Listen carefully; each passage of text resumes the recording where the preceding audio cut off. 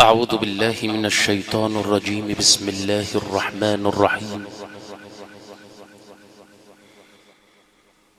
يا أيها الذين آمنوا استعينوا بالصبر والصلاة إن الله مع الصابرين. ولا تقولوا لمن يقتل في سبيل الله أموات بل أحياء ولكن لا تشعرون. ولنبلونكم بشيء من الخوف والجوع ونقص من الأموال والأنفس والثمرات وبشر الصابرين الذين إذا أصابتهم مصيبة قالوا إنا لله وإنا إليه راجعون. أولئك عليهم صلوات من ربهم ورحمة وأولئك هم المهتدون. حقا اصبر لكل مصيبة وتجلدي واعلم بأن المرء غير مخلدي. هذا مصير لست فيه بأوحدي. وإذا أردت مصابا تسلو به فتذكر مصابك في الحبيب محمد. حقا ما في الحياة بقاء ما في الحياة ثبوت. تبنى البيوت وحتما تنهار تلك البيوت. تموت كل البرايا ويبقى الواحد الحي الذي لا يموت. وما نحن في هذه الدنيا إلا ضيوف. فمهما طالت إقامة الضيف لا بد له من الرحيل. وصلاة وسلاما على المخاطب من قبل ربه على لسان أمين وحي السماء جبريل قائلا له يا محمد عش ما شئت فإنك ميت واحبب ما شئت فإنك مفارقه واعمل ما شئت فإنك مجزي به. وخاطبه ربه في القرآن إنك ميت وإنهم ميتون. أيها الإخوة المؤمنون في كل بقعة من بقاع الأرض سلام من الله عليكم ورحمته وبركاته. من هذا المقام القرآني التكريمي الذي أعد تكريما وتأبينا لعالم جليل رحل عن دنيا الناس وفرح بلقاء رب الناس. أسأل ربي جل وعلا أن يطيب ثراه ويجعل هذه الليلة من أسعد لياليه. في ليلة التكريم والتأبين للفضيلة الشيخ معتز عبد العظيم محمدين مشاركين العزاء لأبناء الكرام الأستاذ محمد والأستاذ أحمد معتز ومعالي الدكتور خالد معتز عبد العظيم محمدين. كما جئنا مشاركين العزاء لأبناء عمومتهم وعمومة الراحل الكريم العالم الجليل ومدير إدارة أوقاف منية النص سيدنا الشيخ أشرف عبد الغفار محمدين. ومشاركين العزاء للشيخ جمال فاروق محمدين. ومشاركين العزاء أيضا للأستاذ هاني درة وإخوته وعمومتهم عموم عائلات هذا البلد الطيب وأهله قاطبة واجب العزاء. وفي هذه الليلة القرآنية التي أصطحب حضراتكم فيها عبد الوهاب عيسى نسعد سويا بعلم التلاوة فضيلة القارئ الشيخ علاء أحمد عبد الصبور في ضيافة أهل الواجب وأهل الكرم. ومن هذا المقام القرآني الذي فيه يتنافس المتنافسون على أداء الواجب ينقل اللقاء على الهواء مباشرة من داخل مملكة الصوت الأولى للحاج جاهد فرج لؤلؤة سرادقات مصر لإمبراطور الفراشة المهندس الشاذلي لؤلؤة الإنارة الحديثة الحاج رضا عبد الجواد وأولاده. واجب الضيافة والخدمات الفندقية المتميزة فريق عمل أبو ربيع لعميد الخدمات الفندقية الكابتن عمار ربيع في انتظار التلاوة عبر شاشات الانترنت للعبقري والمبدع عمرو الشامي. هيا بنا لنعيش في استهلال هذه الليلة القرآنية وفي معية القرآن الكريم الذي قال فيه القائل لا شيء يعدل إيماني بقرآني فالله قد أحيا به الدنيا وأحياني. آيات بينات من كتاب الله تبارك وتعالى يتلوها على مسامع حضراتكم معلم المنطقة ونجم قراء محافظة الدقهلية، والمتميز تلاوة وأحكاما وتجويدا، وابن هذا البلد الطيب وأهله فضيلة القارئ الشيخ علاء أحمد عبد الصبور. أسأل ربي جل وعلا له بالتوفيق ولي ولحضراتكم بحسن الاستماع، فليتفضل صاحب الفضيلة. أعوذ بالله من الشيطان الرجيم.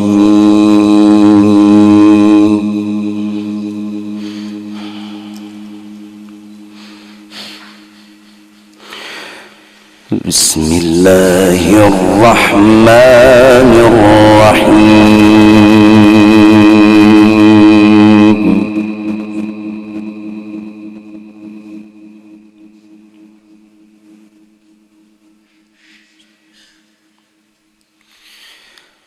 ولله ما في السماوات وما في الأرض، يغفر لمن يشاء،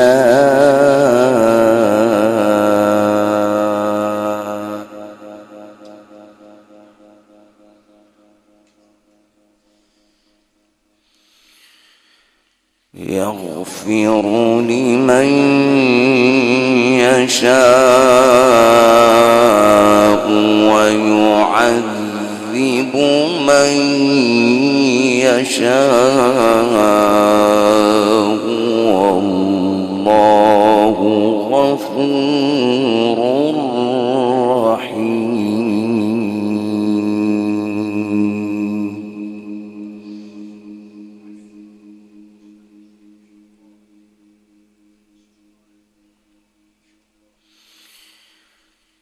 يا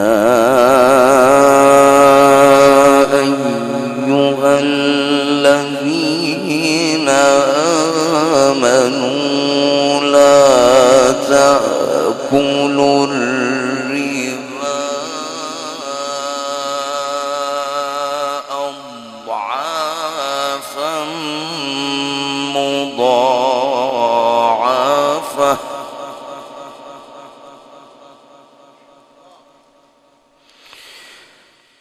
لا تأكلوا الربا أضعافا مضاعفة، واتقوا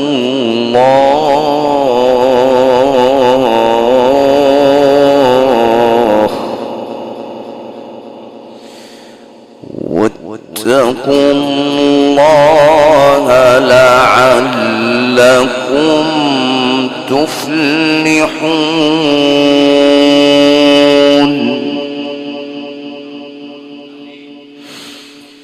واتقوا النار التي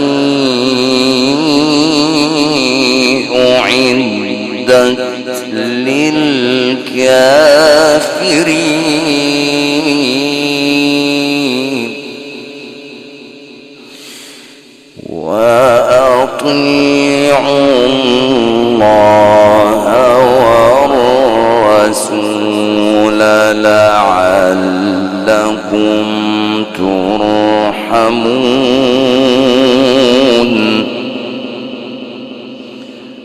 يا أيها الذين آمنوا لا تأكلوا الربا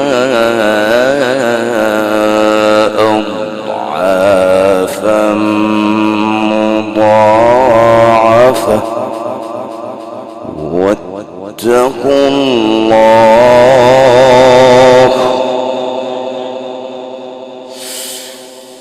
يا أيها الذين آمنوا لا تأكلوا الربا أضعافا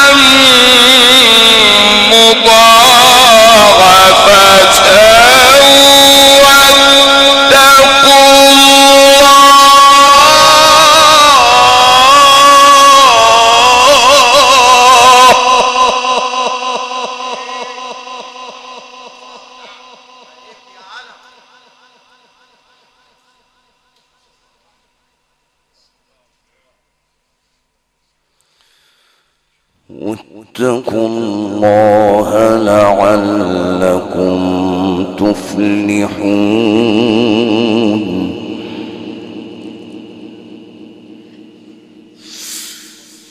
يا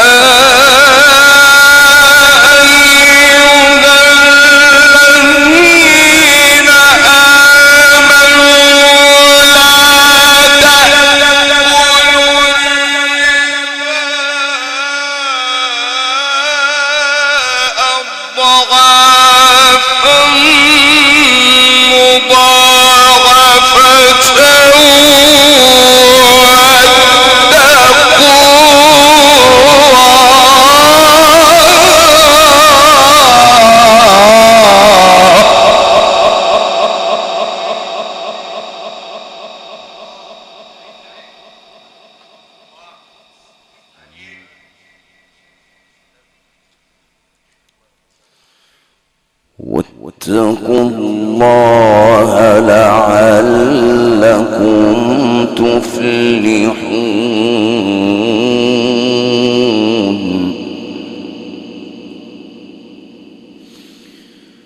واتقوا النار التي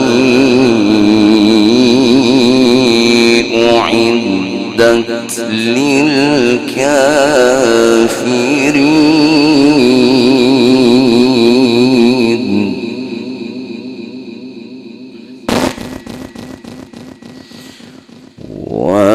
وأطيعوا الله والرسول لعلكم ترحمون.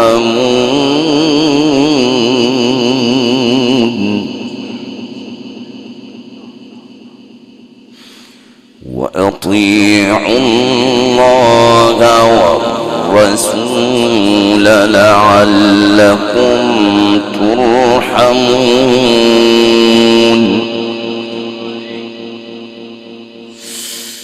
وأطيعوا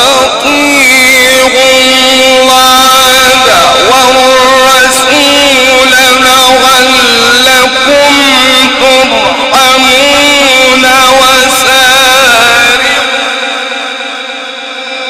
إلى مغفرة من ربكم وجنة عرضها السماوات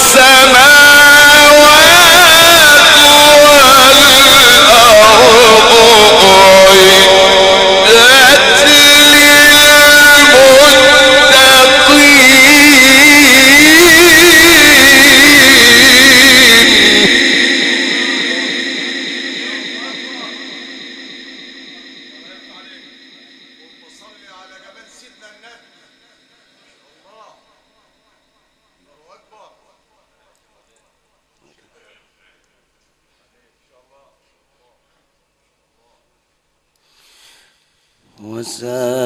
وسارعوا إلى مغفرة من ربكم وجنة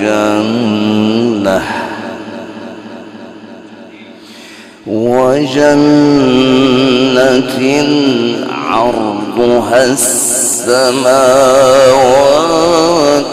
والأرض أعدت للمتقين.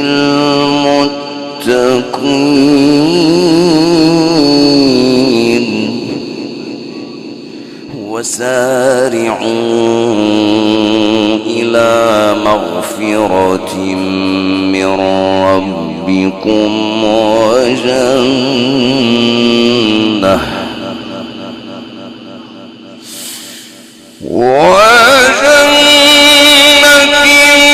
عرضها السماوات والأرض أعدت للمتقين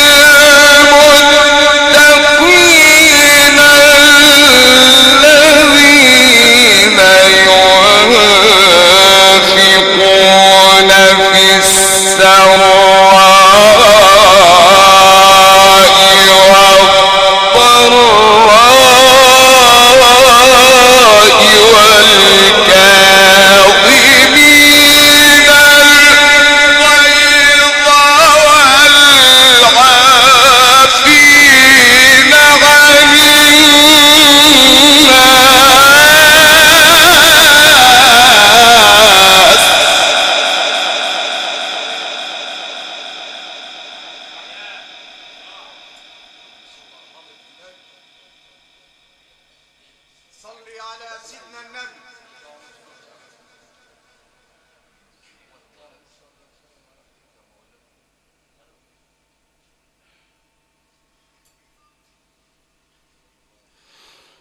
والكاظمين الغيظ والعافين عن الناس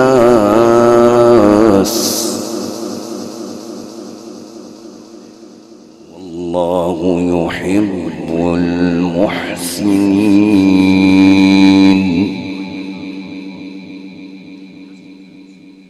والله يحب المحسنين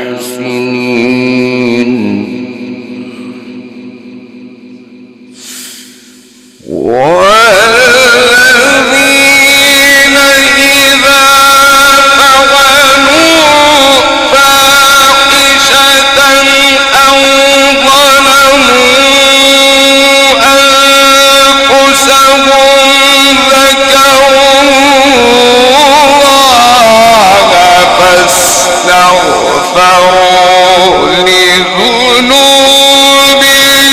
ومن يغفر الذنوب إلا ومن يغفر الذنوب إلا الله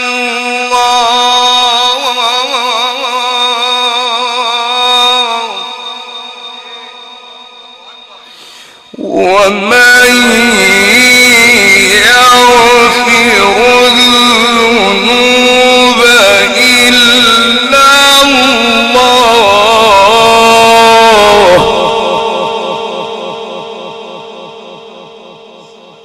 ولم يصروا على ما فعلوا وهم يعلمون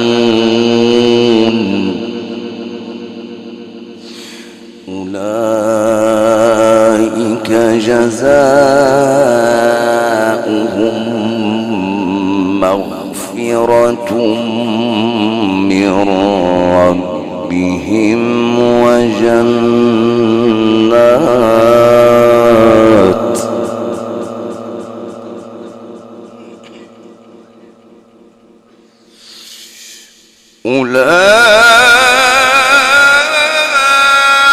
أولئك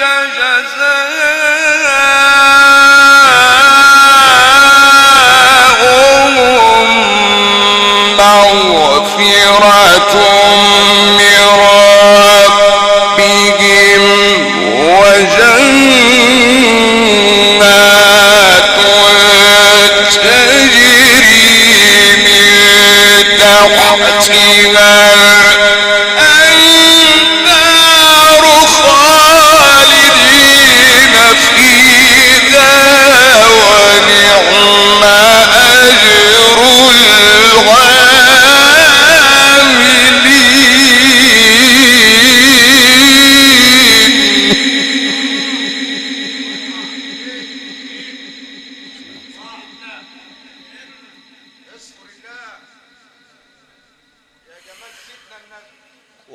قد خلت من قبلكم سنن فسيروا في الأرض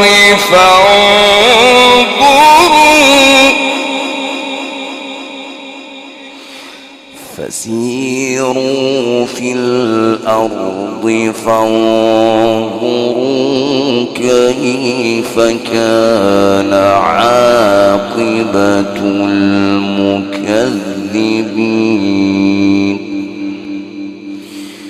هذا بيان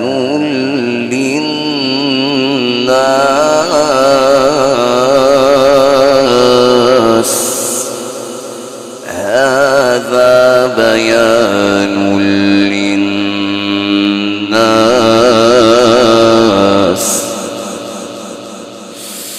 هذا بيان للناس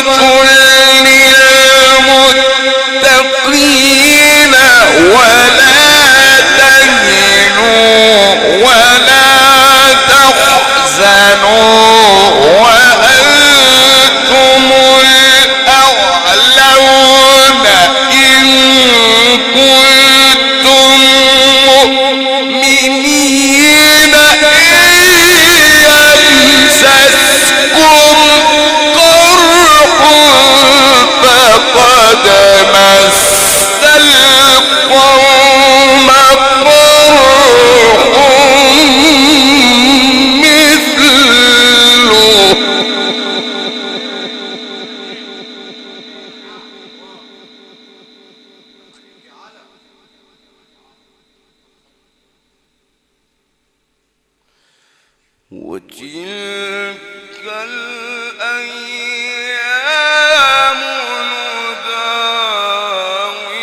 نداولها بين الناس وتلك الأيام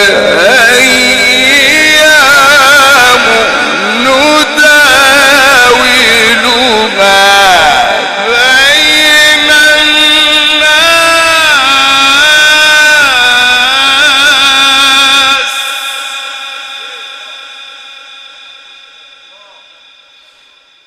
وتلك الأيام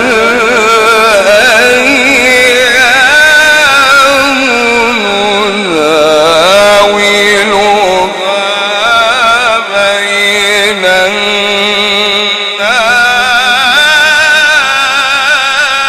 الناس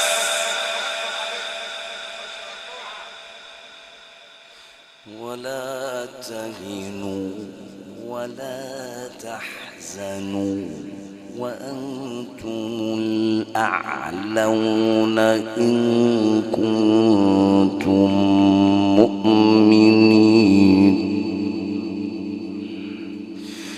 ولا تهنوا ولا تحزنوا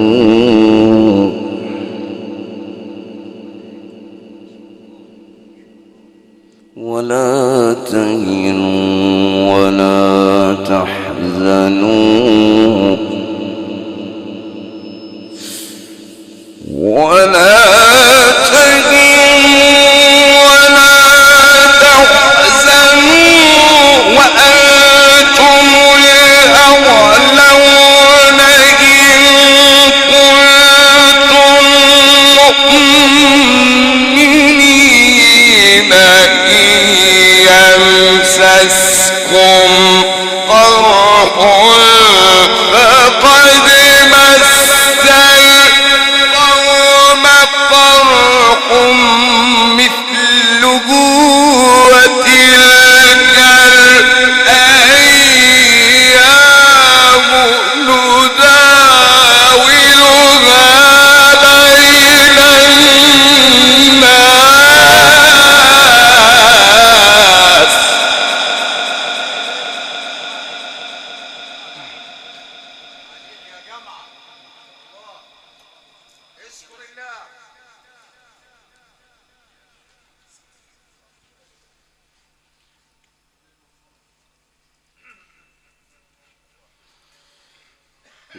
وليعلم الله الذين آمنوا ويتخذ منكم شهداء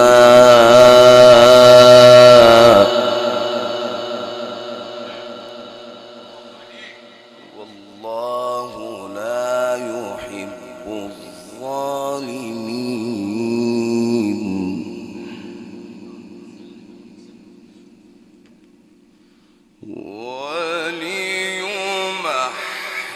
وليمحص الله الذين آمنوا ويمحق الكافرين أم حسبتم أن تدخلوا الجنة ولما يعلم الله الذين جاهدوا منكم ويعلم الصابرين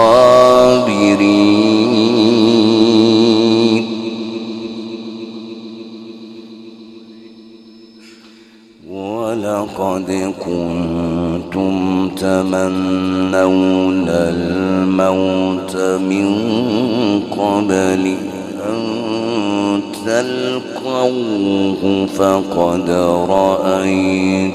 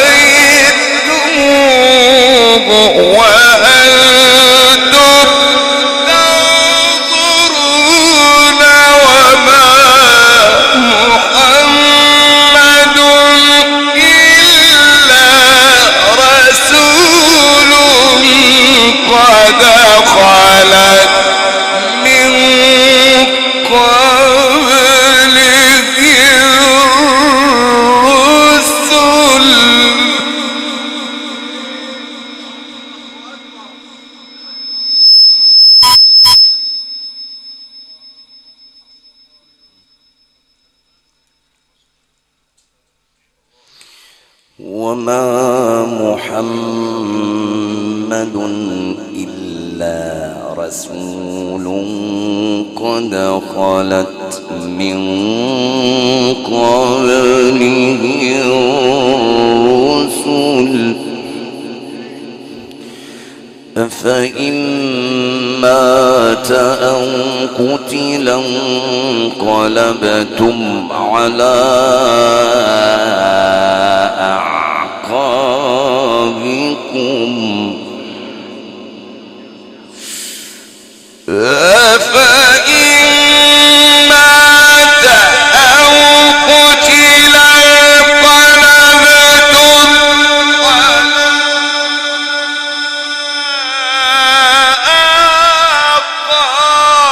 أعقابكم ومن ينقلب على عقبيه فلن يضر الله شيئا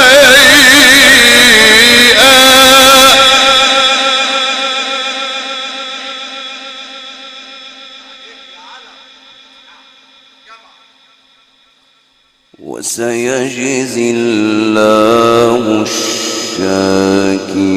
الشاكرين وسيجزي الله الشاكرين وسيجزي الله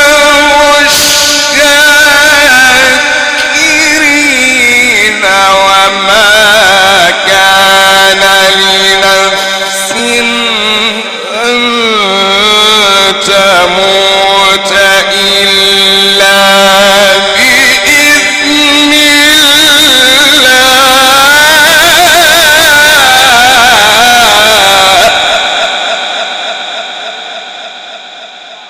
كتابا مؤجلا كتابا مؤجلا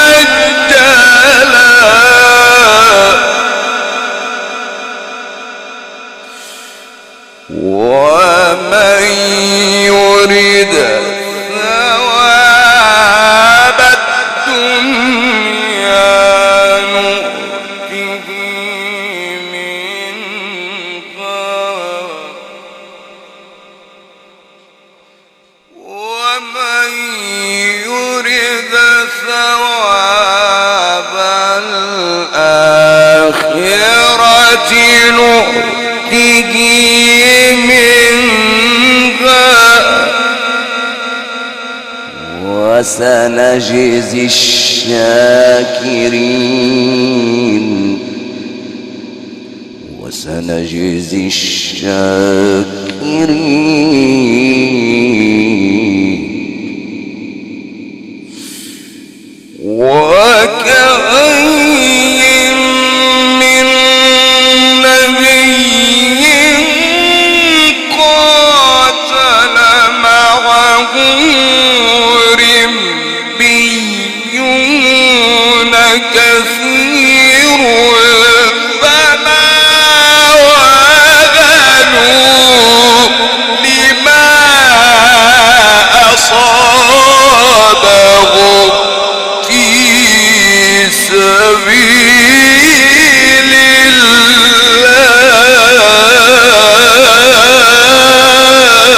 الله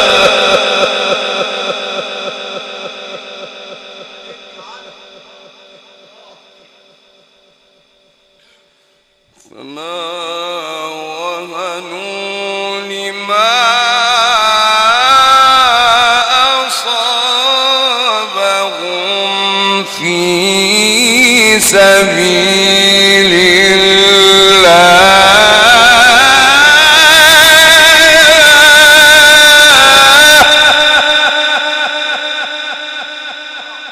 فما وهنوا لما أصابهم في سبيل الله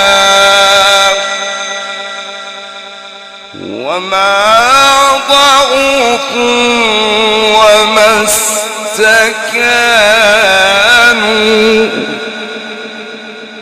والله يحب الصابرين.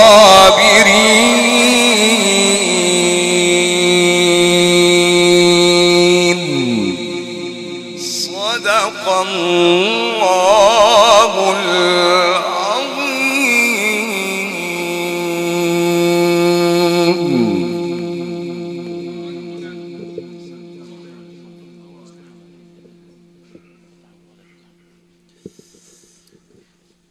وما محمد إلا رسول قد خلت من قبله الرسل